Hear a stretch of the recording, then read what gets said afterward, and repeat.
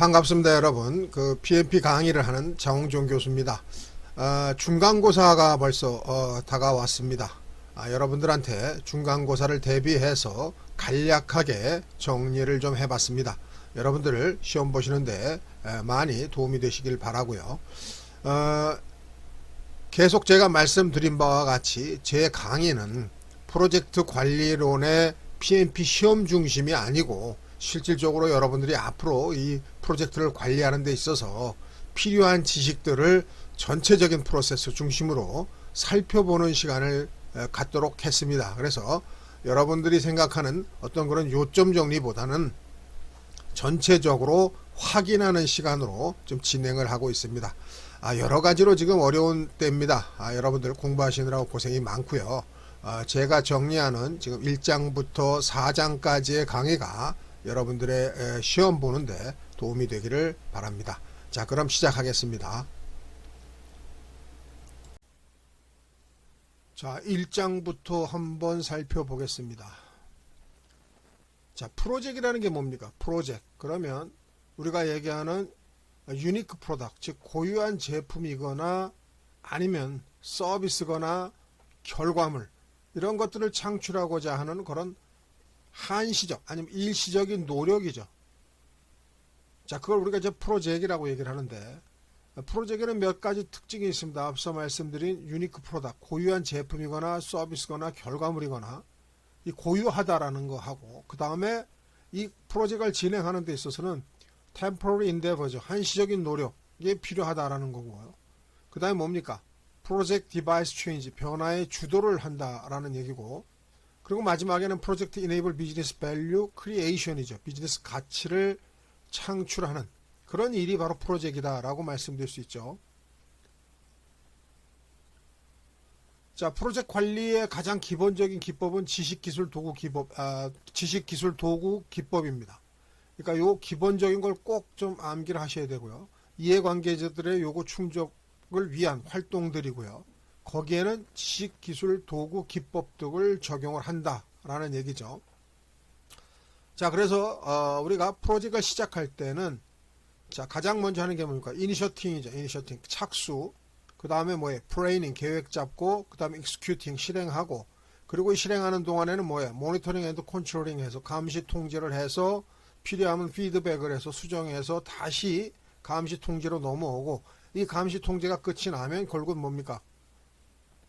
클로징 돼서 비즈니스가 끝나는 가장 기본적인 어떤 프로세스죠. 이런 프로세스를 지금 진행을 하는 거고요.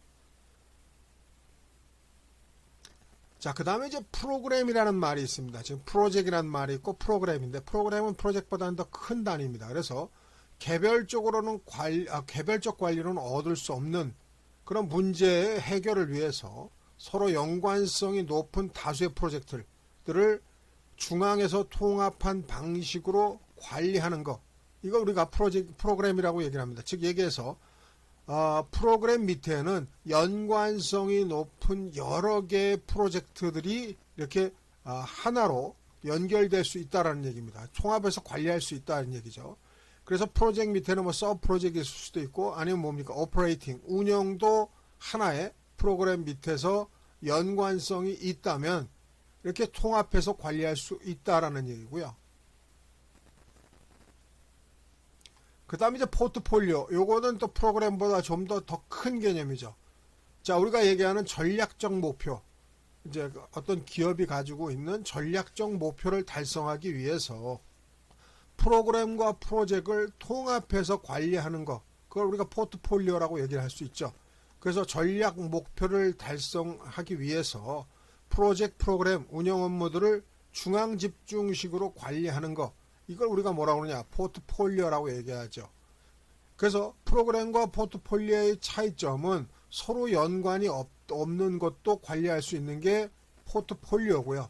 연관성 있는 것만 통제해서 중앙에서 통합적으로 관리할 수 있는 것은 프로그램이다 라고 얘기할 수 있습니다. 그 차이가 좀 상당히 좀 크죠. 그래서 그런 개념으로 보시면 되고요. 결국은 포트폴리오는 뭐냐? 기업이 하고자 하는 어떤 전사적 관점을 중심으로 전체적인 것을 중앙 집중식으로 관리하는 그런 개념이다. 이렇게 보실 수 있는 거고요.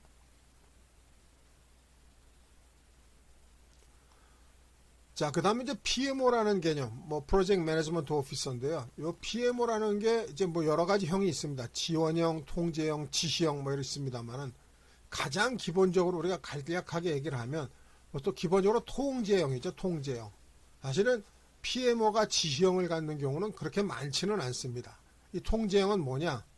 실질적으로 얘기하면 프로젝트 매니저, PM을 지원하는 역할을 주로 하죠. 프로젝트를 지원하는 역할을 주로 하는데 물론 이제 지시형 그래서 그거보다 더 높은 수준도 있습니다. 근데 기본적으로는 이제 컨트롤링해서 통제하는 개념으로 많이 운영이 된다라는 거 여러분들 참고하시고요. 조금 살펴보고 정의를 좀 보면 프로젝트를 조정된 중앙 통제 방식으로 관리하는 데 필요한 어떤 다양한 책임을 배정받은 조직이나 주체를 우리가 PMO라고 얘기할 수 있고요. 그 역할은 프로젝트 관리를 지원하는 기능, 이게 사실은 기본적인 기능이고요. 직접 관리하고 의사결정에 참여하는 수준까지 다양한데 실질적으로 PMO가 직접적인 관리하고 의사결정에 참여하는 수준까지는 그렇게 많지 않다라는 거 여러분들 참고를 말씀을 드립니다. 당연히 지원형, 통제형, 지시형 순으로 보면 통제 권한이 가장 높은 거는 지시형이겠죠. 중앙에서 모든 걸 다 지시하고 관리하는 개념. 그게 이제 가장 그 통제 권한이 높은 개념이고요. 낮은 수준에서는 완전 지원이죠. 그 프로젝트 산출물 저장소 역할이나 아니면 요구하는 정보나 제공하고 이런 개념들 정도고요. 가장 기본적인 수준은 준수에 하나는 규정도 제시해주고 요구하는 정보도 제공하는 이제 그런 개념이고요. 다시 한번 정리해보면 지시형은 중앙 집중적 통제 또 중앙 의사결정 참여인데 이게 결국 뭐냐? 프로젝트를 직접 관리하는 개념이 포함되어 있는 그런 형이 지시형이다. 이렇게 볼 수 있다라는 얘기입니다.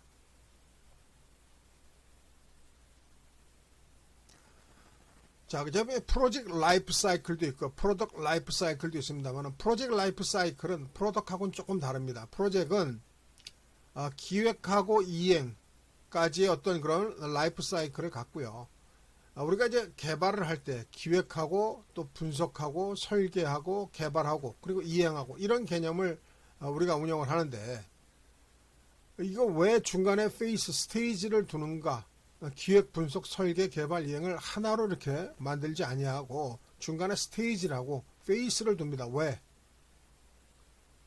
이게 중간에 만약에 분석 단계로 넘어가기 전에 기획이 제대로 됐는지 만약에 안 됐다 그러면 어떻게 더 이상 분석 단계로 넘어가지 않고 기획 단계에서 다시 재보완을 해서 그렇게 해서 할 수 있는 어떤 그런 시간들을 갖기 위해서 스테이지, 페이스 이런 거 시간을 갖게 된다라는 얘기입니다. 그래서 페이즈를 주는 이유가 단계별 고, 노고 어떤 의사 가느냐 마느냐 하는 의사 결정을 하는 거고요. 단계 끝 아니면 말 이럴 때 검토를 한다.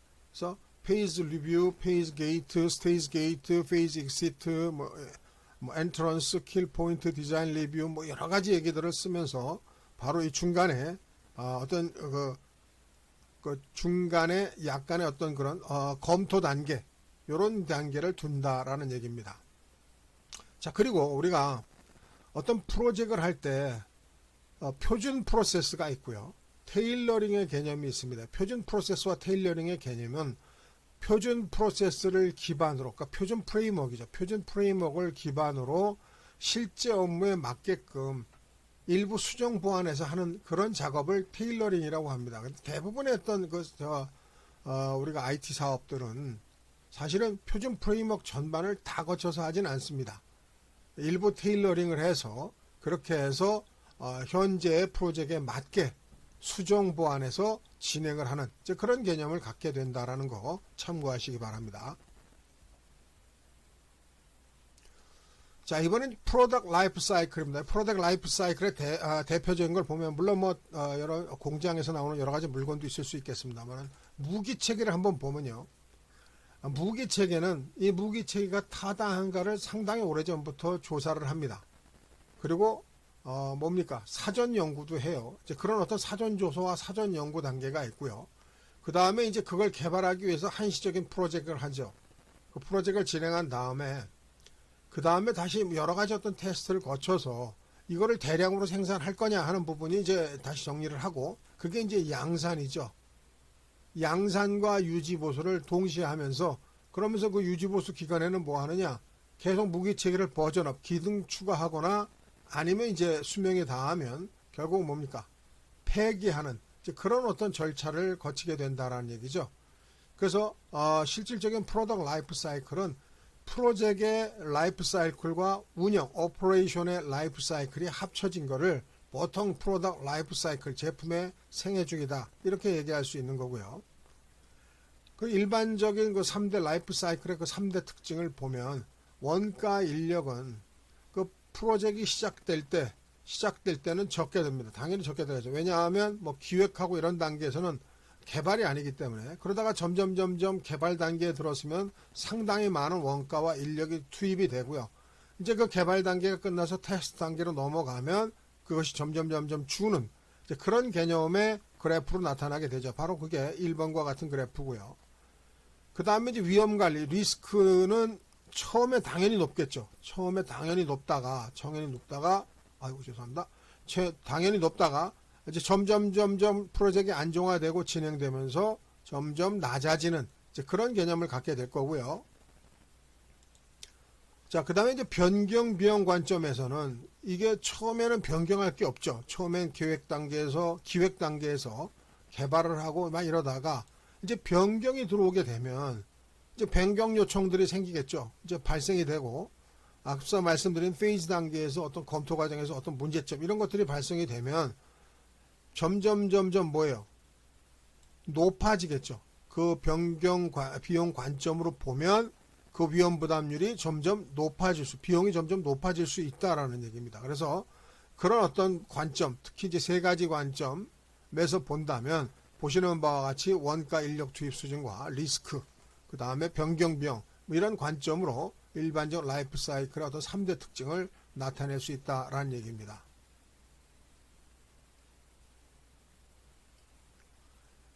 자, 라이프 사이클의 유형을 좀 보면 예측형이라는 게 있습니다. 예측형. 그 다음에 반복형. 그 다음에 점증형. 그 다음에 우리가 가장 많이 얘기하는 애자일, 애답티브 방법이라고 하는 적응형이죠. 적응형. 그 다음에 이제 혼합형, 하이브리드죠. 자, 이런 개념들이 있습니다. 예측형은 이게 가장 좋은 방법일 수 있습니다. 초기에 범위 일정 원가 이런 것들을 다 완전하게 세팅을 하고 시작하는 거죠. 자, 그러면서 단계별 검증 발생 및 변화에 유연하지 못하는 이제 그런 개념이 있습니다. 이게 왜냐하면 초기에 다 픽스 해가지고 딱 거기에 맞춰서 하는 이제 그런 개념이 생기기 때문에 이게 좋긴 합니다. 이제 프로젝트 하는 사람으로서는 상당히 좋죠. 하지만 이제 단계별 검증 발생 및 어떤 변화에는 유연하지 못한 그런 단점이 있을 수가 있고요. 또 단계별 반복 피드백이 없어서 이해 및 관리가 쉽죠. 왜? 그냥 계속 쭉쭉쭉쭉 해가는 이제 그런 개념이죠. 그래서 정의가 명확할 때 쓰는 방법, 그걸 우리가 예측형 이렇게 얘기하고요. 그 다음에 반복은 뭡니까? 계속 이렇게 똑같은 것들을 반복해서 전체를 만들어가는 이제 그런 개념이죠. 초기 단계의 범위만 결정을 진행하면서 일정 원가, 또 이런 일련의 동일의 사이클로 이런 것들로 진행하는 이제 그런 개념이죠. 이제 반복형이고요. 점증형은 반복이긴 합니다만은 이런 스파이럴 이렇게 점점 커지는 개념입니다. 이게 이제 점증형이죠.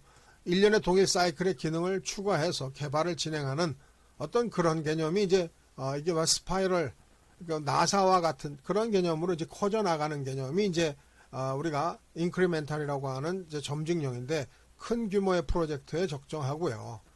그 다음에 이제 요즘 가장 많이 쓰는 방법이 맞아 어댑티브한 방법입니다. 적응형. 이걸 애자일형, 이렇게 변화주도형 이렇게 얘기합니다.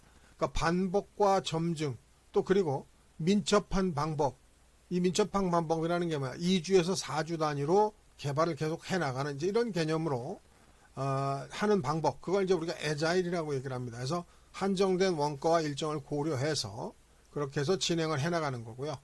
이게 특히 이제 애자일이 좋은 게 이제 개발을 하다 보면 이게 특히 이제 장기 개발 같은 경우, 우리가 장기 개발 같은 경우 이 변화에 계속 이제 뭐가 자꾸 이게 뭡니까? 변경 요구 사항들이 옵니다. 이런 어떤 변경 요구 사항들이 많고 환경 변화가 많이 심할 때 그럴 때 가장 적합한 방법이다. 이렇게 얘기할 수 있고요.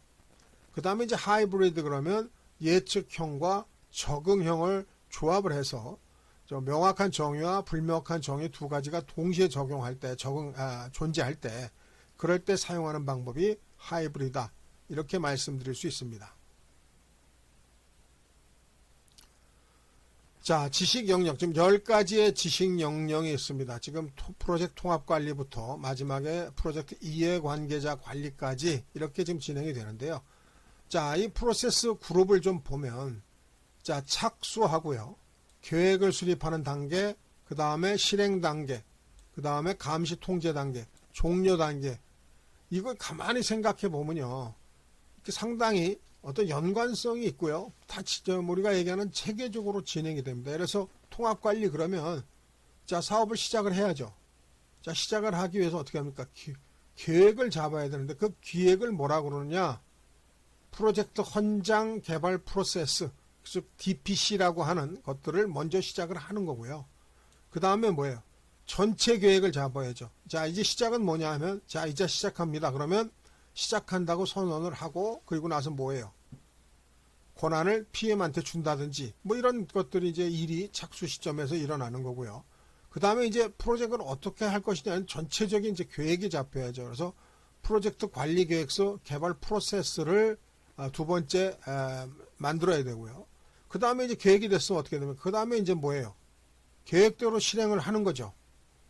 자, 그래서 프로젝트 관리 및 지시 프로세스가 있는 거고요. 그 다음에 이제 실행하는 과정에서 나오는 지식을 관리하는 프로젝트 지식관리 프로세스가 이제 두 번째로 보통 이렇게 나오게 되는 거죠. 그런 것들을 적정하게 실행하는 과정에서 이게 이제 감시 통제하는 거죠. 제 계획대로 잘 되고 있다. 이걸 좀 살펴봐야 되니까 이제 그런 일들을 하는 것이 이제 실행 단계에서 잘 하는가를 살펴보는 거고요. 그래서 이 감시 통제 프로세스 중에서 나올 수 있는 게 뭡니까? 잘못됐으면 변경해라, 수정해라 이런 게 나올 수 있는 거잖아요. 그래서 통합 변경 수행 프로세스들이 이때 나오는 거고요. 자, 이 실행과 감시 통제가 전부 다 끝이 나면 이제 그러면 프로젝트를 종료를 시켜야죠. 자, 종료를 시키는 종료 프로세스가 있을 거다라는 얘기입니다. 종료도 이제 여러 가지 종류가 있겠죠. 시스템적인 종료가 있고 행정적인 종료가 있겠죠. 뭐 필요한 뭐 예산을 다 집행을 한다든지 뭐 하도급을 줬으면 하도급 비행을 준다든지 뭐 이런 어떤 전체적인 종료가 있고요. 보통 프로젝트에서는 어떻게 합니까? 그런 종료가 모두 끝나면 뭐예요? 종료 보고회라는 걸 보통 갖죠. 자, 그렇게 해서 종료를 한다라는 얘기입니다. 자, 모든 것들이 다 그렇습니다. 범위 관리가 도대체 어디쯤에서 나오고 일정 관리가 어디쯤에서 나오고 원가 관리라는 게 어디서 나오고 그러니까 잘 보시면 범위 일정 원가라는 게 계획에서 수립이 되면 실행 단계에서 이 범위들을 점검을 해야 되잖아요. 그건 어디서 할 것 같아요? 감시 통지에서 하겠죠. 이제 그런 방법으로 진행을 한다라는 얘기입니다. 이해가 되셨죠? 자, 그 다음에 이제 프로젝트 관리 프로세스 그룹과 지식 영역 간의 대응 관계인데요. 지금 뭐 이거 프로젝트 통합 관리 부분, 그 다음에 앞서 말씀드린 10가지 내역에 대한 쭉 프로세스 관리 프로세스 그룹에 대한 어떤 그런 명세입니다. 이거 한번 여러분들이 참고하시고요. 자, 밑에 13시, 결국은 10가지죠. 10가지의 지식 영역에 대해서 프로세스 관리 프로세스 그룹을 가지고 있다라는 거 여러분들이 한번 참고하시기 바랍니다. 자, 다음은 2장입니다. 2장 프로젝트가 운영되는 환경을 한번 보겠습니다. 자, 제일 처음에 봐야 되는 게 우리가 프로젝트를 하는데 가장 기본적으로 문제가 되는 환경이 뭐예요? 기업 환경 요인입니다. 이거는 내가 뭐 건드려서 만들 수 있는 부분도 아니고요. 고쳐서 해결할 수 있는 부분도 아닙니다. 기업이 가지고 있는 기본적인 환경 요인을 얘기합니다. 그래서 프로젝트 팀 통제권 범위 바뀝니다. 그러니까 결국 우리가 프로젝트 할 땐 이건 어떻게 됩니까? 이거를 수용해서 어떻게 할 건가를 고민을 해야 된다라는 얘기죠. 그래서 프로젝트에 영향을 주고 또 제약도 주고 프로젝트가 나가야 할 방향을 제시하는 조건도 얘가 이제 기업 환경 요인에서 나올 수 있다는 얘기죠. 그게 뭐 사회적인 거, 경제적인 거, 정치적인 거, 기술적인 거, 뭐 여러 가지 나올 수 있다라는 얘기고요. 그래서 이 기업 환경 요인이 기본적으로 기획 단계, 즉 기획 프로세스에서의 어떤 그런 참고물로 투입이 돼야 된다는 얘기입니다. 기업 환경 요인이 이러니까 앞으로 우리가 진행을 하는 과정에서 이런 것들은 어떻게 해야 된다. 이런 이제 투입물로 들어와야 되고요. 거기엔 조직, 포트폴리오, 프로그램, 프로젝트에 전체적으로 다 영향을 주기 때문에 확인을 해서 그렇게 해서 투입물로 받아들여서 이걸 기반으로 사업을 진행을 해야 된다라는 얘기고요. 그 다음에 이제 조직 프로세스 자산이라는 게 있습니다. 이 자산이라는 게 결국 뭐냐? 프로젝트를 수행하는 조직에서 지정되고 사용되는 어떤 프로세스와 절차, 여기 이제 계획, 프로세스, 정책, 절차와 그 다음에 이제 기업 지식 기반이 있습니다. 이게 기업이 가지고 있는 기본적인 지식이 있겠죠. 그 예전에 했던 사업에 대한 선례 정보, 또 교육 지식 기반, 뭐 이런 것들이 있을 수가 있어요. 이제 기본적으로 가지고 있는 거죠. 조직 프로세스에서. 또 이런 프로세스에 대해서는 또 어떤 뭐 솔루션을 쓴다든지 뭐 이런 것도 하나의 조직 프로세스 자산일 수 있습니다. 그래서 그런 부분들에 대해서 우리가 검토가 되고 마찬가지로 다 이런 것들이 기획하는 단계, 기획 프로세스 단계에서 다 투입이 돼야 된다. 그러니까 투입이라는 게 결국 뭡니까? 다 검토해서 사업을 진행하는데 이게 백그라운드, 배경이 돼야 된다라는 얘기죠. 그 다음에 이제 조직 시스템, 뭐 이거는 의용 시스템, 뭐 조직 구조, 조직의 문화와 스타일, 뭐 조직의 이해관계자 및 의사소통 체계, 이런 어떤 것들도 우리가 다 검토를 해서 이건 뭐 우리가 프로젝트 한다고 조직 구조를 막 바꾸거나 또 결제하는 방법이나 결제선 라인 같은 것들을 막 바꿀 수는 없죠. 이제 이런 것들도 다 마찬가지로 기획 프로세스 단계에서 다 검토가 되고 그런 어떤 기본적인 환경 요인으로 우리가 이거를 기획 프로세스 투입물에 다 투입해서 검토가 돼야 된다라는 거 다시 한번 말씀을 드립니다. 자, 지금 보시는 그림이 프로젝트 공동 환경 변수의 기업 환경 요인, 뭐 조직 시스템, 조직 프로세스 자산에 대한 환경 변수들에 대해서 보여준 거고요. 자, 그 다음은 이제 조직 구조의 유형입니다. 우리가 가장 많이 볼 수 있는 게 뭐 기능 조직이 하나 있을 수가 있고요. 물론 뭐 사업부 조직, 그 다음에 PMO 조직 여러 가지 있습니다만은 그 다음에 대표적인 게 이제 뭐 보통 매트리스 조직 이렇게 볼 수 있죠. 매트리스라는 게 뭡니까? 있을 때만 모이다가 없을 때는 없어진다든지 뭐 이런 그러니까 프로젝트 중심으로 모이는 게 이제 매트리스죠. 자, 기능 조직은 뭐냐? 우리가 명확하고 세분화된 업무를 기준으로 조직을 구성하는 겁니다. 그러니까 부서 단위로 보통 구성하는 영업부서, 뭐 구매부서, 인사부서 이런 개념으로 그냥 구성을 하고 그리고 이제 중앙 집중적으로 관리하는 개념이 기능 조직의 대표적인 개념이고요. 제가 뭐 사업부나 그다음 PMO 조직은 여러분들이 한번 좀 살펴보시고요. 매트리스 조직은 말 그대로 프로젝트가 생길 때 발생하는 조직이 이제 주로 이제 매트리스입니다. 그래서 이 매트리스에는 약한과 강한 조직, 가운데 이제 균형 이렇게 세 가지가 있는데 강한 조직은 뭐냐 하면 프로젝트 기반 조직의 특성을 많이 가지면 프로젝트 관리자만의 별도 존재, 그러니까 별도로 완전히 만들어서 프로젝트 관리자의 영향력을 최대한 높여서 그렇게 해서 프로젝트 중심으로 사업을 하겠다. 이제 그게 강한 조직이라면 약한 조직은 이게 기능의 조직의 특성과 유사하나 팀원 중에서 시간제로 프로젝트를 관리를 진행하는 파트타임의 개념. 그러니까 뭡니까? 자기 일도 하면서 프로젝트 지원하고 이런 개념이죠. 그런 약한 매트릭스가 있고요. 그 중간이 이제 균형 매트리스죠. 기능부서 조직 중 전담제로 참여하는 인원도 있고 아니면 뭐 시간제로 참여하는 제도 있고 그런 프로젝트 관리자도 존재를 하되 영향력이 아무래도 좀 적은 그런 개념이죠. 다시 한번 약한 그 매트리스 조직에는 관리자가 없고요. 균형에는 있으되 지원하는 개념의 어떤 관리자, 총괄하는 개념보다는 어떤 총괄도 합니다만은 지원하는 개념의 어떤 균형적인 매트리스 조직이 있고요. 그 다음 뭡니까? 낮다라는 얘기죠. 그러니까 균형이 낮다라는 얘기고요. 권한이 낮다. 죄송합니다. 권한이 낮다는 얘기고 보통이다. 뭐 이 정도 되는 거고요. 강하다. 그럼 뭡니까? 권한이 매우 높은 거죠. 그런 개념으로 이해하실 수 있고요. 나머지 특성들은 여러분들이 한번 좀 살펴보시기 바랍니다. 자, 그 다음에 조직 유형의 대표적인 어떤 특징을 좀 보면 우리가 매트리스와 기능, 그 다음에 프로젝트화라는 세 가지의 어떤 그런 유형에 대해서 특성을 좀 봤는데요. PM의 권한 수준 말씀드렸죠. 매트리스 같은 경우에는 약하고 낮음, 그리고 이 약한 것이 기능과 거의 유사하기 때문에 기능에서도 거의 또 전혀 어떤 그런 PM의 권한 수준이 없고요. 균형에서는 뭐예요? 낮거나 보통이거나 뭐 이런 정도 되고, 이 강한 거는 보통이거나 높은데 이건 프로젝트 조직화 조직하고 거의 유사한 개념을 가지고 있습니다. 그러니까 강한은 프로젝트화 쪽에, 약한은 기능 쪽에 유사한 기능을 다 가지고 있다라는 얘기고요. 자원의 가용성도 결국은 뭐예요? 그 프로젝트를 운영하는 데 있어서 얼마나 그 강한 그 조직으로 만들었느냐에 따라서 뭐 당연히 높고 낮고 하겠죠. 이제 그런 개념으로 보시면 될 것 같고요. 예산 통제 주체는 기능일 때는 관리자가 없으니까 기능 관리자가 다 할 거고요. 프로젝트 관리자의 권한이 높을 때는 프로젝트 관리자가 할 거고, 그 중간은 이제 혼합해서 할 거고, 이런 개념으로 보시면 되고요.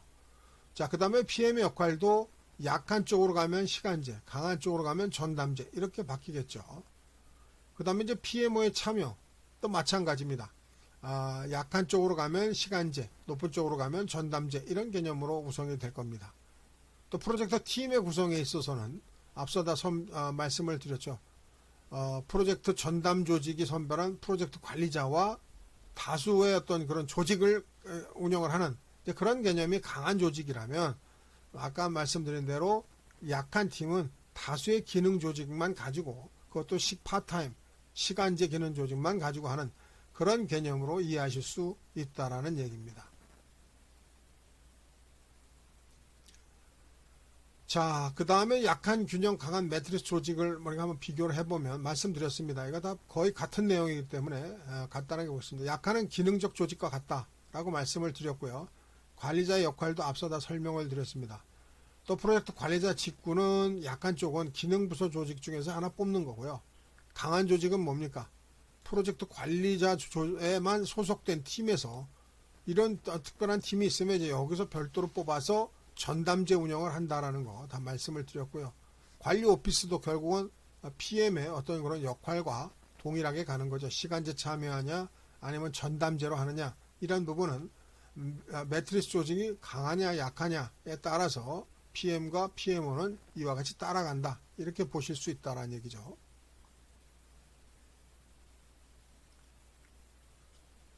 자, 그 다음에 PM과 PMO의 역할입니다. 이거는 앞서 제가 간단하게 설명을 드렸는데요. PM의 역할은 프로젝트 목표에 집중을 하는 거고요. PMO는 뭐예요? 자, 똑같은 목표는 거의 유사합니다. 그러니까 사업의 목표 달성의 가능성이 높다고 판단되는 주요 프로그램의 범위나 변경 관리를 해서 요청을 하는 거죠. 그걸 요청을 해서 이쪽에서 수행할 수 있도록 지원하는 그런 개념이 이제 PMO가 하는 역할이고요. 그 다음에 지원 통제 범위는 뭐예요? 자원 통제 범위죠. 자원의 통제 범위는 프로젝트 배정된 자원을 다 통제할 수 있고요. 거기에 비해서 PMO는 뭐예요? 프로젝트에 걸쳐 공유되는 조직 차원의 어떤 활용 효율성에 최적화를 하기 위해서 운영을 한다라는 얘기고요. 그 다음에 관리 프로젝트의 범위에서는 개발 프로젝트의 제약사항 등을 이제 관리하는 거죠. 제약사항이 뭐예요? 범위, 일정, 원가, 품질입니다. 이게 가장 기본적인 제약사항이 네 가지예요. 요건 꼭 기억을 하세요. 개발 프로젝트의 제약사항, 그러면 범위, 일정, 원가, 품질입니다. 이 부분 때문에 트러블도 많이 생기고 프로젝트가 지연도 되고 하는 거죠. 여러 가지 어려운 점도 다 이 바로 제약사항에 의거해서 만들어진다라는 얘기입니다. 그리고 관리 프로젝트 범위에서 프로젝트 관리 오피스는 프로젝트 간의 방법론, 그다음에 표준, 그다음에 전반적 리스크 및 상호 오전성 같은 것들을 관리하는 그런 개념입니다. 이건 어느 차원에서, 회사 차원에서, 전사적 차원에서 관리한다, 이렇게 이해하실 수 있다라는 얘기죠.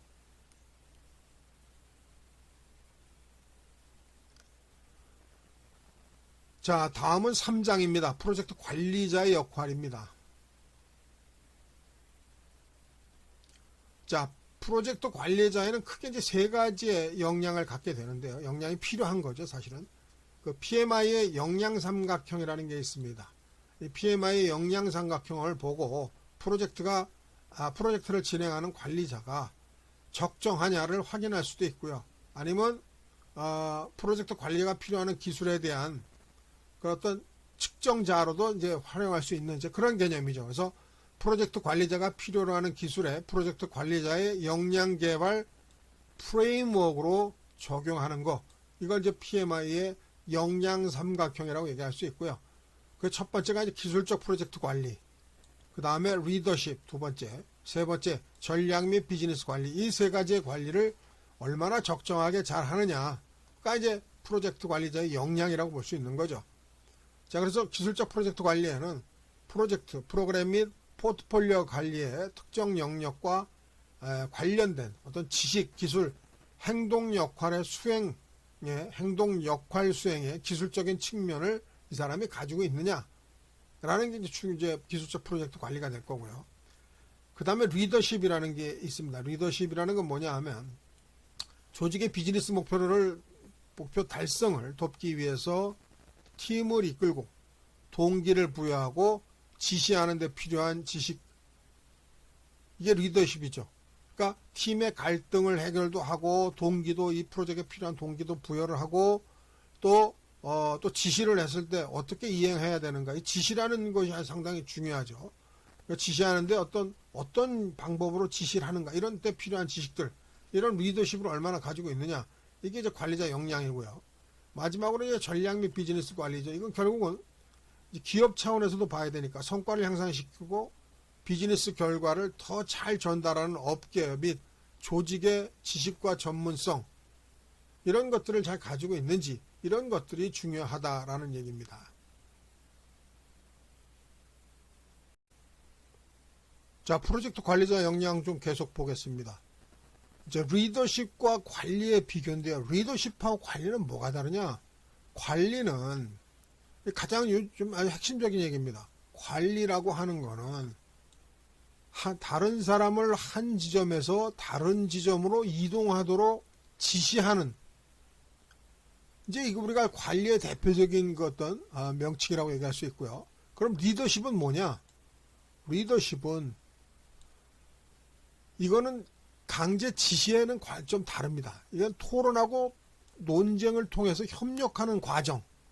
이게 이제 한 지점에서 다른 점으로 이끌기 위해서 그냥 지시하는 게 아니라 토론과 논쟁을 통해서 협력하는 과정을 갖는 거, 그걸 우리가 리더십이라고 한다라는 얘기입니다. 그래서 하버드대 존 코틀러 교수가 얘기하기로는 리더와 관리자의 차이는, 관리자는 뭐예요? 단기적 수치만 보고 목표를 설정을 하는 거고요. 리더는 뭐예요? 조직의 미래와 이를 위한 변화 방향을 제시하는 거, 이걸 우리가 이제 리더가 하는 일이다라는 얘기입니다. 그리고 가장 중요한 또 다른 하나는 변화가 궁극적인 목표이자 최종 관심인 것이 리더이고요. 관리자는 효율성이 궁극적인 목표이자 최종 관심입니다. 자, 그 차이가 가장 큰 차이고요. 나머지 구성원을 자신이 제시하고 설득한 미래에 대한 자발적 지지자로 만드는 게 리더라고 그러면, 이제 관리자는 설정된 조직 목표 달성에 필요한 어떤 인력을 충원하고 업무를 배부하고 지시하는, 그게 이제 관리자의 개념이라고 볼 수 있고요. 한 가지 더 마지막으로 보면 동기부여와 권한임을 통해서 목표를 달성할 수 있는 게 리더고요. 관리자는 뭐예요? 모니터링과 통제를 통해서 목표를 달성하는, 이제 그런 개념의 차이가 있다. 근데 우리가 지금 알고자 하는 건 뭡니까? 프로젝트 관리자입니다. 관리자는 지금 이 기본적인 관리자의 역량도 가져야 되겠지만, 그 다음에 뭐예요? 이 리더십의 리더도 어떤 그런 리더십의 개념도 같이 적절하게 보유를 해야만이 훌륭한 프로젝트 관리자가 된다라는 얘기입니다. 이해가 되셨죠? 자, 그 다음에 이제 제4강 프로젝트 통합관리입니다. 자, 프로젝트 헌장 개발의 그 프로젝트 프로세스 정의를 보면, 자, 프로젝트 헌장을 개발하는 가장 기본적인 게 뭐냐? 이제 프로젝트를 시작합니다. 이거를 해야 되죠. 그 프로젝트 존재를 공식적으로 승인을 하고요. 이게 이제 프로젝트 헌장을 작성하는 기본적인 목적이고, 그 다음에 프로젝트 관리자에게 이제 네가 이제 프로젝트 해라라고 얘기하는 프로젝트 활동에 조직의 자원을 적용할 수 있는 권한, 이런 권한을 부여하는 게 이제 프로젝트 헌장 개발의 기본적인 목표고요. 목적이죠. 목적이다라고 보면 됩니다. 그러니까 첫 번째가 뭐예요? 이제 프로젝트 존재를 승인하고 이제 시작합시다. 시작합니다. 시작하시오. 뭐 이렇게 얘기할 수 있는 거다라는 얘기고요. 그다음에 그러려면은 네가 관리자를 하고 이제 네가 알아서 다 해서 이제 진행을 해라. 이렇게 얘기하는 것이 프로젝트 헌장 개발의 기본이다라는 얘기입니다. 거기에 투입하는 것들이 있죠. 그 투입 뭐예요? 프로젝트 목표에 관련된 것들을 투입을 시켜야 된다. 그래서 비즈니스 케이스, 편입관리 계획서, 그 다음에 협약서. 이 편입관리라는 게 뭡니까? 어떤 경영적인 측면에서 어떤 이득이죠. 이익. 향후에 어떤 이익이 얼만큼 투자 대비 효과로 나타낼 수 있는가. 이게 이제 편입관리의 개념이 이제 들어가서 우리가 이 프로젝트를 진행했을 때 어느 정도의 어떤 수익을 얻을 수 있고 뭐 이런 개념을 다 이제 우리가 뭐 기초 자료로 해서 그렇게 해서 프로젝트 헌장을 만들어 나가는 거고요. 그 다음에 이제 공동 투입물 중에 말씀드렸죠. 기본적 베이스로 이제 해야 되는 것들이 이거는 뭐 프로젝트에서 어떻게 변경할 수 있는 게 아닙니다. 그래서 기업 환경 요인, 뭐 여기에는 뭐 법제도적인 것들도 있을 수가 있고요. 그 다음에 이제 조직 프로세스 자산, 여기 이제 솔루션도 있을 수가 있고, 그 다음에 뭐 지식 관리에, 과거의 지식에 관련된 이런 것들을 투입을 해서 그렇게 해서 프로젝트 헌장을 개발을 하고요. 이 헌장 개발을 통해서 나오는 출력물이 이제 프로젝트 헌장과 가정사항 기록부죠. 이 가정사항 기록부라는 게 뭐냐? 이게 다 가정이죠. 이게 전략적 가정 및 제약, 어떤 제약이 있을 수 있다. 상위 수준에서 어떤 제약이 있고 어떤 가정이 있을 수 있다라는 사항을 먼저 이제 작성을 하고 또 프로젝트 생애 주기도 이제 가정을 하는 거죠. 가정을 한다라는 게 뭡니까? 계획을 하는 거죠. 일종의 계획. 이제 계획을 해서 프로젝트 생애 주기는 뭐 이 정도 되고 그 다음에 어떤 제약이 있을 수가 있고 하는 그런 어떤 가정사항 기록부까지도 이제 출력물로 나와야 된다라는 얘기입니다. 자, 간단하게 좀 보면 투입물, 앞서 말씀드렸습니다. 헌장 개발에 투입되는 관련 문서들은 다른 프로세스의 산출물이 아닌 외부에서 입력되는 문서다. 요 외부에서 입력되는 문서라는 건 뭐예요? 꼭 이 프로젝트가 아니더라도 기본적으로 회사가 확인하고 가지고 있는 그런 자료들이 대부분일 수 있고요. 이 프로젝트를 위해서 하는 게 뭡니까? 편익 계산, 이런 어떤 것들은 또 할 수가 있죠. 목표 편익, 그 다음에 편익을 위한 어떤 기간, 뭐 편익을 위해서 측정 지표, 또 편익 관리하는 것들은 이제 미리 만들어져 있는 거고요. 이제 이런 것들이 확정이 나야 실질적으로 프로젝트를 진행을 하는 거죠. 자, 그래서 비즈니스 문서를 보면 비즈니스 케이스가 있습니다. 비즈니스 케이스에는 투자 타당성 검토가 이제 가장 큰 겁니다. 투자 타당성이 이게 투자 대비 효과가 있냐, 없냐, 이걸 검토할 수 있는 어떤 문서들이 있어야 되는데, 그래서 비즈니스 요구와 편익 분석을 통해서 제공을 하는 이제 그런 개념의 비즈니스 케이스 문서가 투입이 돼야 되고요. 앞서 말씀드린 편익 관리 계획서가 필요하다라는 얘기입니다. 여기에는 이제 성공 실현을 위해서 어떤 목표 편익, 조직이 달성해야 되는 목표 편익, 편익을 실현을 하기 위한 기간, 또 실현된 편익을 표시할 측정 지표, 편익 책임자, 이런 부분들이 다 표기가 돼야 된 그런 이제 목표 관리, 편익 관리 계획서가 참고로 있어야 된다는 얘기고요. 그 다음에 이제 사업 타당성 검토가 다 돼야죠. 사업 타당성 검토할 때 뭡니까? 환경, 기술, 시장성, 경제성, 민감도, 뭐 이런 것들이 다 분석 평가가 돼야 되고요. 그 다음에 환경 분석, 뭐 시장 분석, 기술 분석, 우리가 MPV, IRR, PP, 이런 경제성 분석, 그 다음에 재무적 지표, 민감도 분석, 이런 분석들이 다 문서로 들어와야 된다라는 얘기입니다. 그래 어떻게 됩니까? 사업의 타당성, 이 사업을 과연 내가 투자해서 할 만한가를 검토할 수 있는 거죠.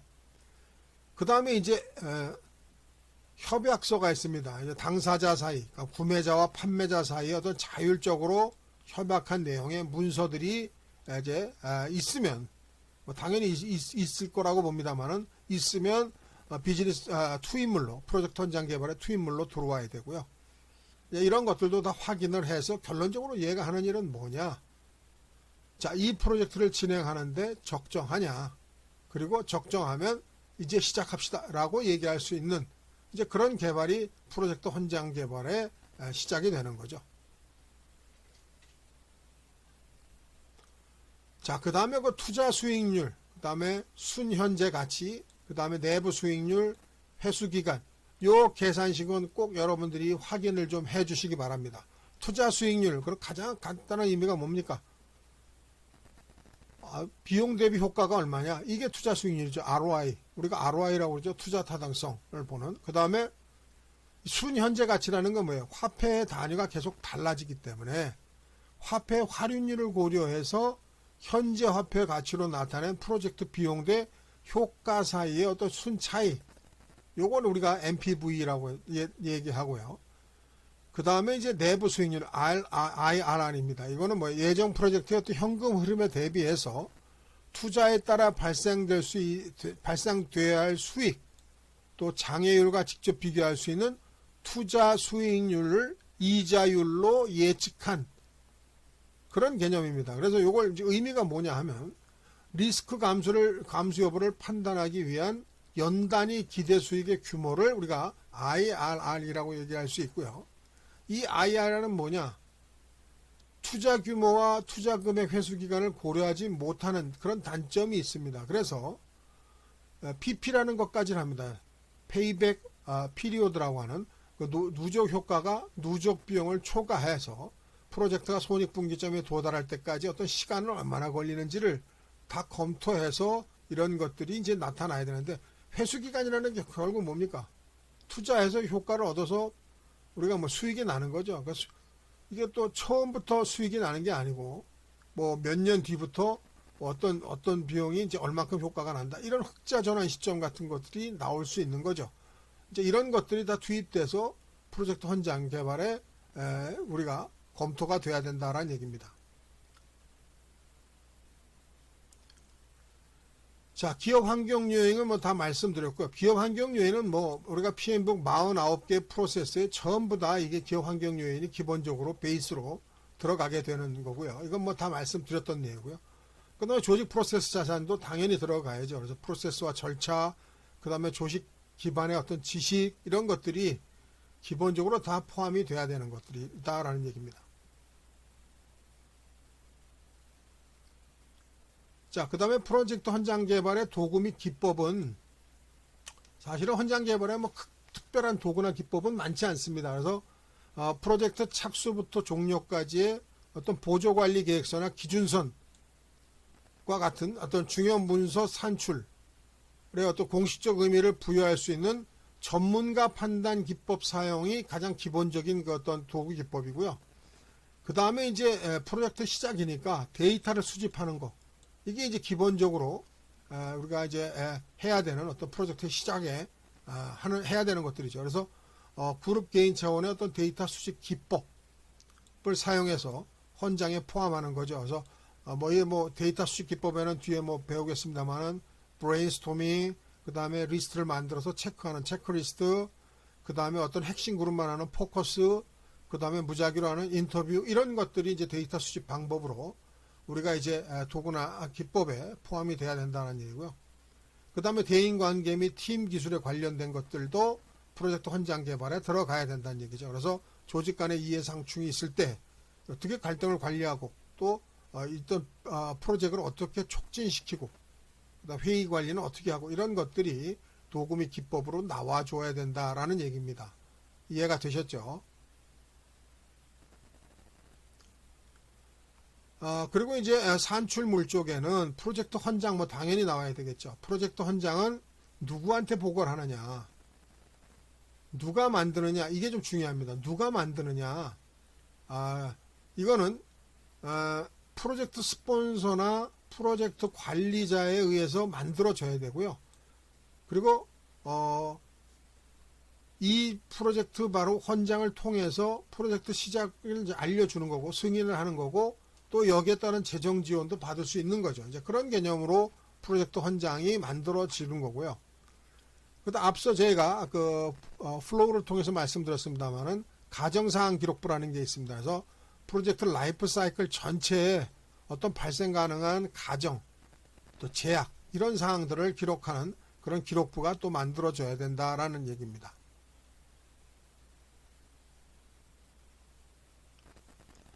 자, 요 내용도 한번 좀 잘 살펴볼 필요가 있습니다. 프로젝트 헌장에 나오는 어떤 뭡니까? 목록이 지식 영역 어디에 지금 들어가 있는지도 한번 잘 여러분들이 눈여겨서 봐주시기 바랍니다.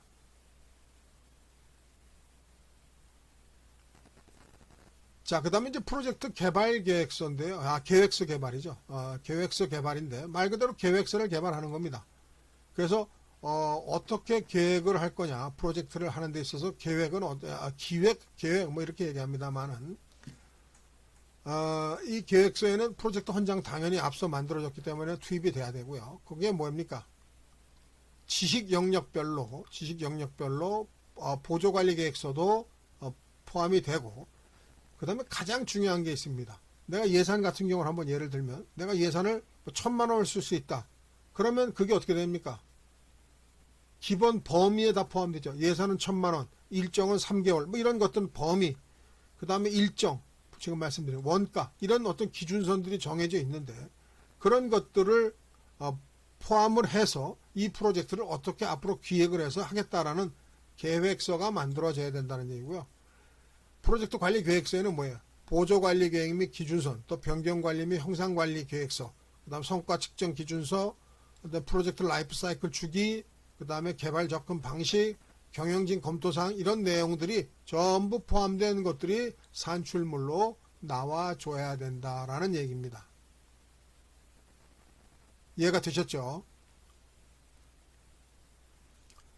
자, 투입물 말씀드렸습니다. 프로젝트 헌장 기본적으로 뭐 다 들어가는 거고요.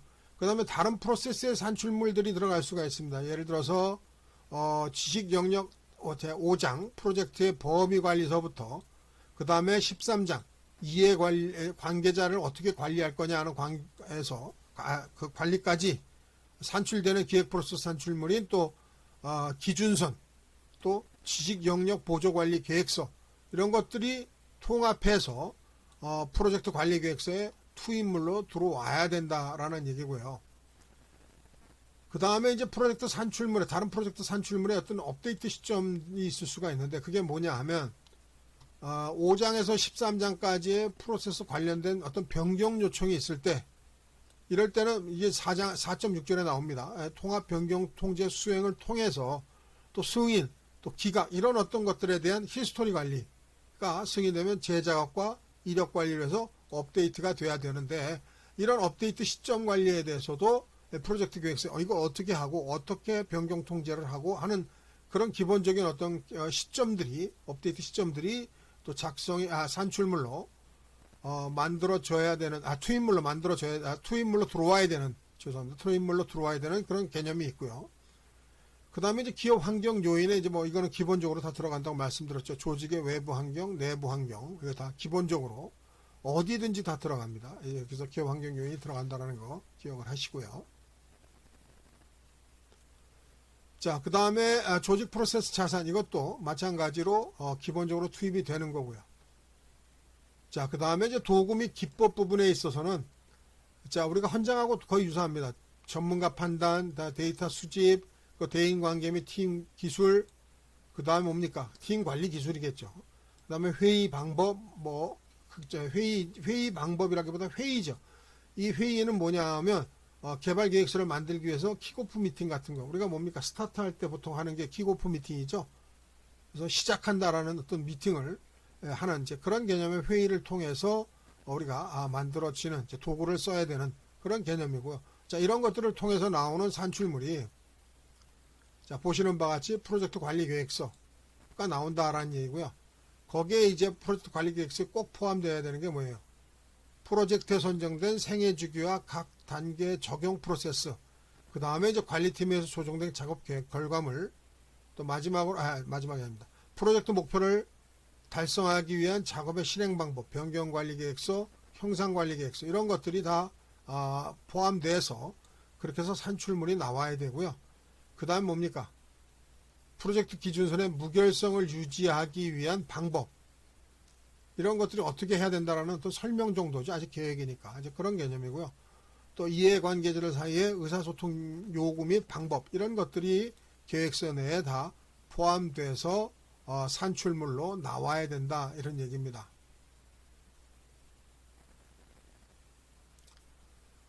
자, 그 다음에 뭡니까? 산출물 중에 마지막이 프로젝트 관리 계획서 변경과 기준선. 이건 가이드라인을 정하는 거죠. 자, 원가 기준선은 어디, 일정 기준선은 어디, 범위 기준선은 어떻게, 성과 기준선은 어떻게 이런 어떤 가이드라인을 계획서 내에 산출물로 더 만들어내야 된다라는 얘기입니다. 이해가 되셨죠? 자, 변경하고 가장 위험 부담이 클 수 있고 어려운 것이 뭡니까? 원가, 일정, 범위, 그 다음에 뭡니까? 성과. 이 네 가지입니다. 요거에 대해서는 어떤 가이드라인이 있어야 되고 거기에 못 미쳤을 때는 그럼 어떻게 됩니까? 다시 수정 보완해야 되는 감시 통제를 통해서 그런 개념이 만들어질 수 있다는 얘기죠.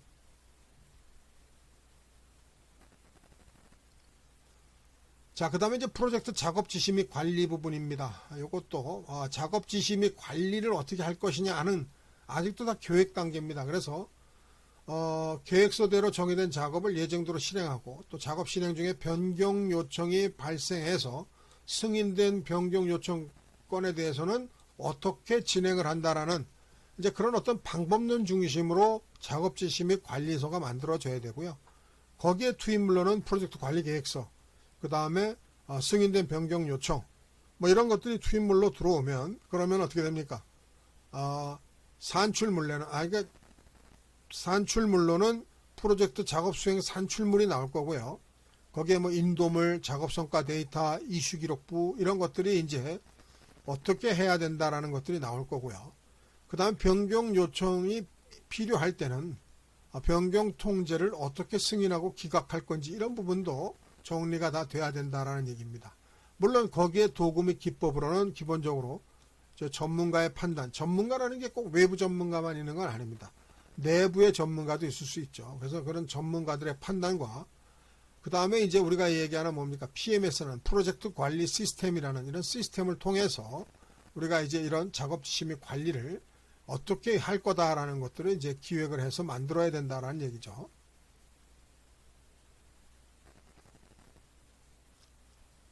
자, 투입물 말씀드렸습니다. 프로젝트 관리 계획서, 프로젝트 문서, 승인된 변경 요청 이건 뭐 계속 발생하는 것들이니까요. 변경 요청을 어떻게 진행할 거다라는 것만 이 장에서 표기를 하는 거고요. 그 다음에 기업 환경 요인, 조직 프로세스 자산 이게 다 기본적으로 투입이 되는 거고요.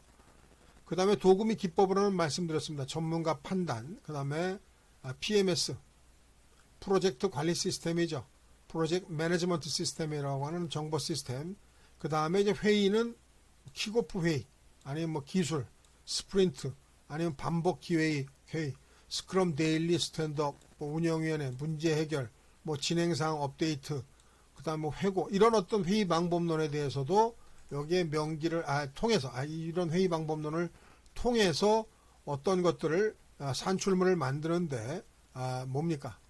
백그라운드, 백데이터로서 써야 된다. 이런 얘기죠. 그라운드가 아니라 백데이터입니다. 백데이터로서 이런 걸 통해서 작업 지시 및 관리를 어떻게 할 거라는 거를 우리가 도구를 써서 이런 방법론을 써서 진행을 해야 된다라는 얘기고요. 자, 그 다음에 산출물은 뭐예요? 인도물. 인도물은 이제 어떻게 받을 것이다.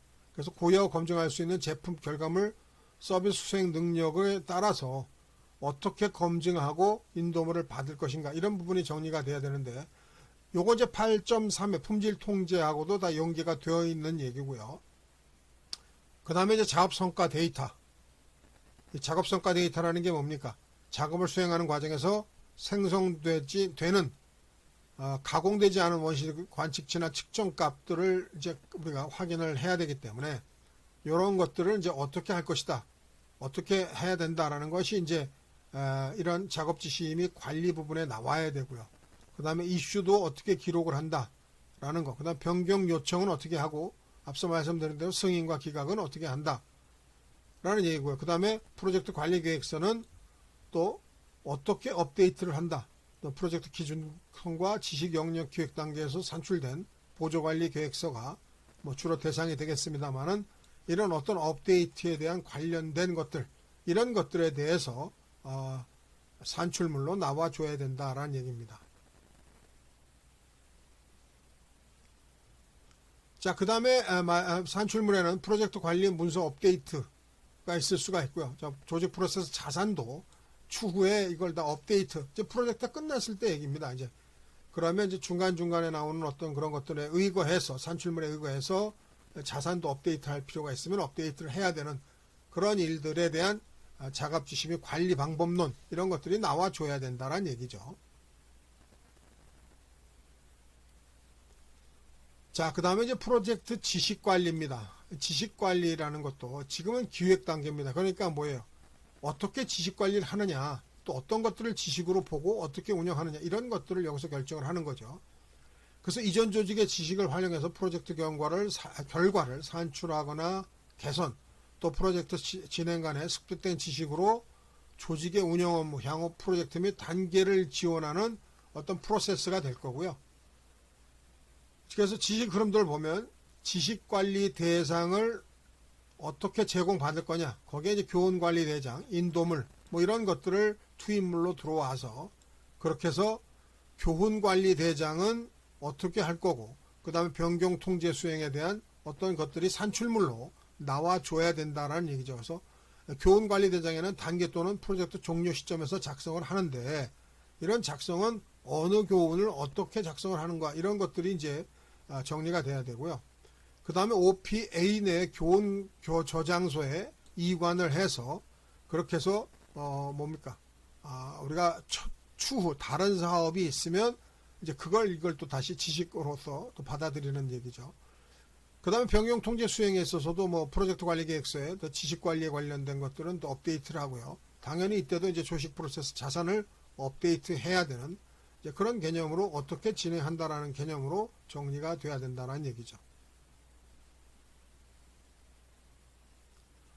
자, 투입물 말씀드렸습니다. 프로젝트 관리 계획서, 프로젝트 문서, 이런 것들이 이제 우리가 투입물로 받아들일 거고요. 자, 그 다음에 이제 인도물. 자, 인도물에는 뭐 유형과 무형, 또 사용자 유형, 일반 사용자, 전문가, 실문자, 경영진에 따라서 또 지식관리 수준 및 작성 양식이 달라질 수 있습니다. 그래서 이런 것들에 대해서는 어떻게 인도물을 받고 어떤 것들로 어떻게 작성을 하느냐, 이런 어떤 지식관리의 개념에 어떤 투입물이 들어와야 된다는 얘기고요. 그 다음에 기업 환경 요인, 조직 프로세스 자산, 이런 것들 기본적으로 꼭 들어와야 되는 것들이죠. 자, 도구 기법에는 전문가 판단, 그 다음에 지식관리. 이 지식관리를 좀 보면 도구 및 기법 선정에 필요한 프로젝트의 특징, 복잡성, 팀 구성, 이런 어떤 다양성의 경우를 어떻게 지식관리를 하느냐에 대해서 정리가 돼야 되고, 그 다음에 이제 형식지하고 암묵지라는 게 있습니다. 그래서 형식지라는 거, 이 암묵지라는 게 뭐예요? 사람의 머리에만 있는 거죠. 그 머리에만 있는 걸 어떻게 뽑아내서 형식지화하느냐, 이런 부분들이 이제 어떻게 한다. 또 이런 대화와 교류를, 암묵지를 알아내기 위해서 어떻게 한다라는 이제 뭐 그런 개념들의 도구와 기법들을 우리가 이제 활용을 해야 되고, 그 다음에 뭐 형식지도 공유를 해서 그렇게 해서 정리를 하는 거죠. 자, 산출물은 간단합니다. 교훈관리대장이 있을 수가 있고요. 프로젝트 관리 계획서가 업데이트가 될 수가 있고, 조직 프로세스 자산이 업데이트가 될 수 있습니다. 그래서 이 지식관리 부분에 있어서는 현재는 없지만 향후 진행해 가면서 계속 쌓일 수 있는 거죠. 이제 그런 어떤 계획을 잡고 또 만들어지면 계속 실행을 하고, 이런 개념으로 이루어지는 거죠.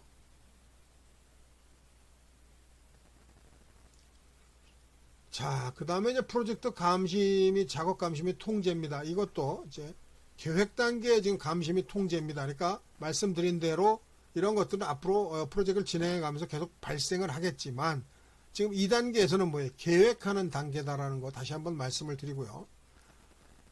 범위, 일정, 원가 기준 내에 프로세스 목표 달성을 하기 위해서 프로젝트 관리 계획서와 프로젝트 작업 성과를 비교해 가면서 프로젝트 진행 현황을 추적 검토 보고하는 프로세스입니다. 그 프로세스를 우리가 이제 작업 감시 통제라고 얘기할 수 있고요. 이제 이런 것들은 지금은 계획을 잡는 단계고 프로젝트를 진행하는 다른 지식 영역에서 만들어지는 이제 그런 개념으로 보실 수 있다라는 얘기죠. 그래서 여기에 투입물로는 프로젝트 관리 계획서, 협약서, 그 다음에 원가 일정의 어떤 그런 예측치 이런 어떤 작업 수행 계획이 들어갈 거고요.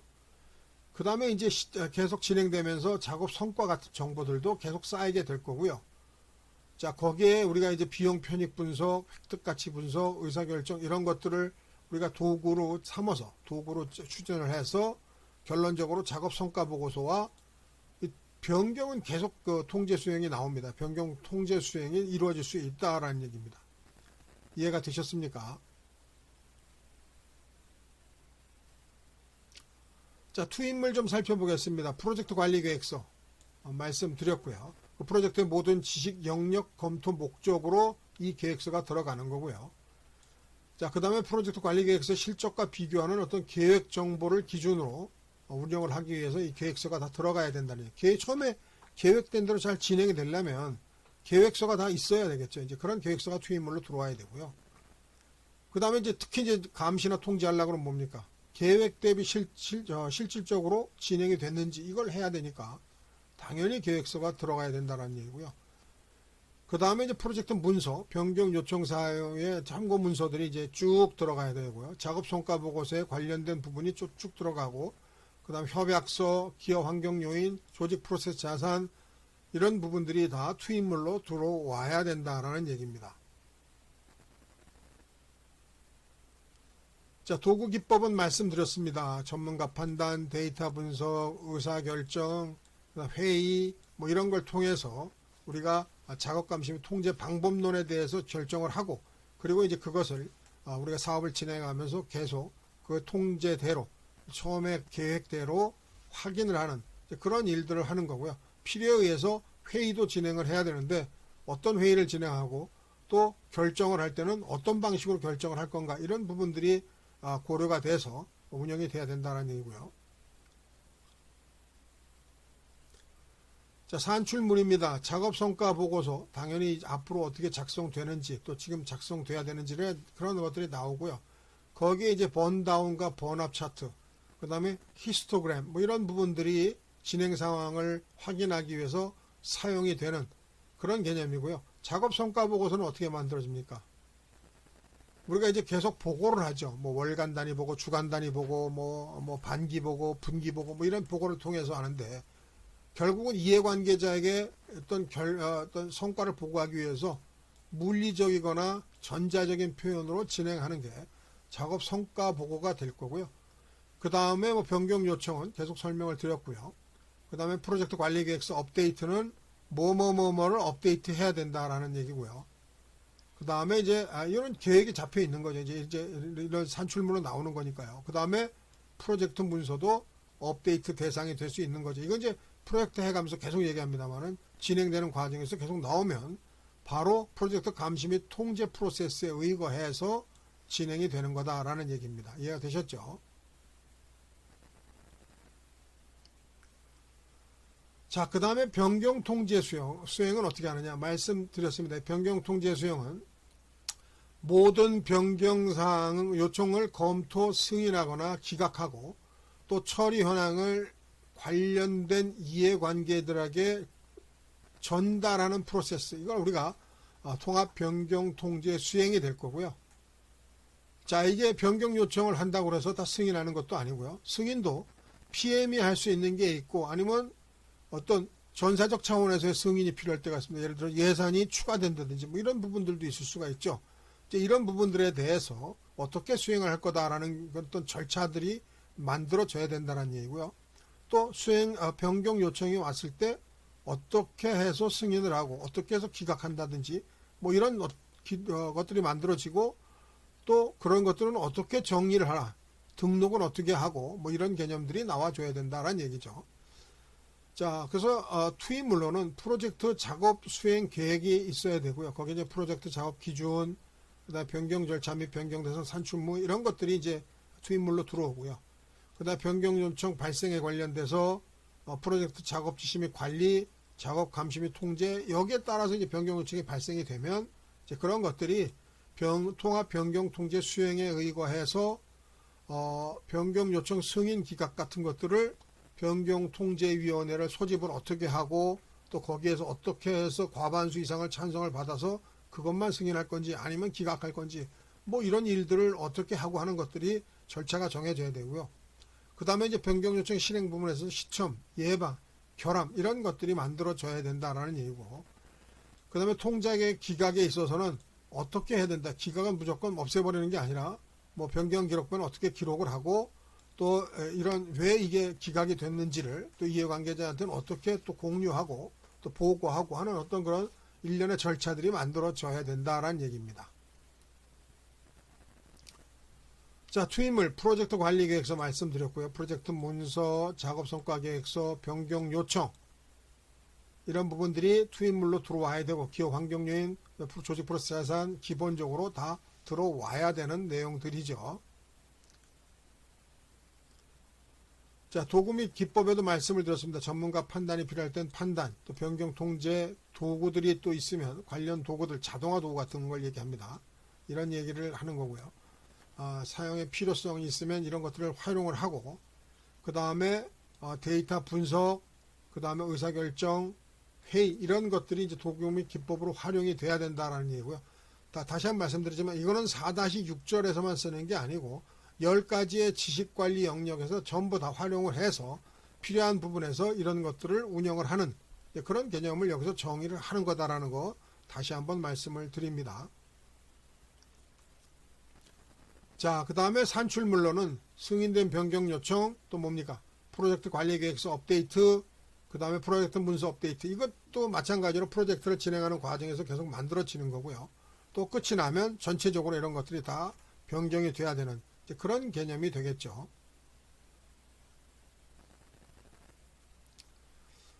자, 그 다음에 프로젝트 또는 단계 종료. 이제 프로젝트 전체를 종료할 때도 있고, 이제 단계별로 우리가 페이즈라고 얘기했죠. 그래서 그런 개념으로 종료하는 개념이고요. 그래서 프로젝트 관리 계획서와 고객에게 전달될 인도물 목록을 비교해 가면서 프로젝트, 단계, 계약 이런 과 관련된 모든 작업을 완료하는 프로세스, 이걸 프로젝트 또는 단계 종료다라고 얘기할 수 있는 거고요. 자, 우리가 종료를 하려고 합니다. 그럼 어떻게 됩니까? 처음에 만들어진 계획대로 됐는지 확인해야죠. 그래서 계획서가 있어야 되고요. 그 다음에 이제 비즈니스 관련된 문서가 있어야 되고, 또 협약을 했으면 협약서가 당연히 투입이 돼서 다 검토를 해야 되는 내용이잖아요. 이제 그런 내용이고요.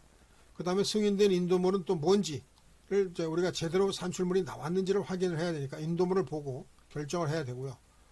그 다음에 이제 품질을 어떻게 통제하고 어떻게 품질 통제를 측정했는지의 그것도 측정치, 그 다음에 품질 보고서, 그 다음에 리스크 보고서 이런 부분들이 다 지식관리의 과정에서 나온 것들이 전부 다 투입물이 들어와서 이제 전체적으로 다 분석을 해가지고 거기에 이제 회기 분석, 추세 분석, 차이 분석 이런 도구나 기법을 이용해서 결론적으로 이제 종료를 시키기 위해서 두 가지 방식이 있을 수가 있죠. 정상이냐 비정상이냐 이런 얘기입니다. 자, 정상적인 종료에 있어서는 계약도 종료하고 관련 행정도 종료를 하고, 비정상적인 종료에서는 어떻게 됩니까? 계약도 종료하고 행정도 종료하지만 이건 어떻게 돼요? 행정 종료에 그냥 끝나는 게 아니죠. 아니면 페널티를 물린다든지 과태료를 물린다든지 아니면 보완을 한다든지 어떤 여러 가지 또 다시 결과물이 나올 수가 있다라는 얘기죠. 자, 투입물을 보겠습니다. 프로젝트 현장 당연히 들어가야 되고, 말씀드린 대로 프로젝트 관리 계획서 들어가야 되고, 프로젝트 문서 들어가야 되겠죠. 자, 그 다음에 투입물로는 승인된 인도물, 또 비즈니스 문서. 비즈니스 문서에는 비즈니스 케이스, 편입관리 계획서, 리스크 보고서 이런 어떤 비즈니스적 문서가 들어가야 되고요. 그 다음에 협약서, 조달 문서, 조직 프로세스 자산은 뭐 이거 아주 기본적으로 들어가는 건데 거기에 이제 계약 종료를 위해 필요한 정보가 있을 수가 있고요. 행정 종료를 위한 필요한 정보가 있을 수가 있습니다. 그래서 이런 것들이 다 투입이 돼서 검토가 돼서 종료가 돼야 되니까.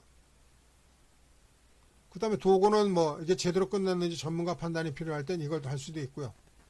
데이터 분석도 필요하면 해야죠. 문서 분석, 회계 분석, 추세 분석, 차이 분석 이런 것들을 다 통해서 종료를 시켜야 되는지를 여부를 확인하고요. 그 다음에 이제 마지막 이제 이게 종료 회의가 될 수 있겠죠. 그래서 계약을 종료하거나 행정을 종료하기 위해서 이 비즈니스 프로젝트가 적정하게 끝났는지 아니면 제대로 못 끝났는지 이런 것들에 대해서 결정을 내야 되는 그런 회의가 필요하다라는 얘기죠. 자, 산출물입니다. 이제 끝이 났으니까 모든 프로젝트에 관련된 문서를 업데이트로 그간 나온 사업을 진행하면서 프로젝트를 진행하면서 나오는 어떤 문서들을 전부 다 업데이트해야 되고요. 그 다음에 최종 제품과 서비스 또는 결과물을 이전 받아야 되고 그 다음에 이제 마지막 보고서가 나와야 되죠. 최종 보고서 이런 것들이 이제 산출물은 나와야 되고 그 다음에 이제 필요한 부분 조직 프로세스 자산이 업데이트 필요가 하면 업데이트를 해야 되는 일로 우리가 프로젝트 또는 단계 종료로 끝이 낼 수 있다라는 얘기입니다. 자, 중간고사는 지금 여기까지 주로 문제를 냈습니다. 뭐 여러분들이 사지선다로 냈기 때문에 그렇게 어렵지는 않을 거라고 보이는데요. 여러분들 다시 한번 제가 강의를 하면서 몇 가지 얘기를 했습니다. 이 강의는 수업 중심, 시험을 중심으로 PMP 시험을 중심으로 하는 내용이 아니다라는 거 다시 한번 강조 말씀드리고요.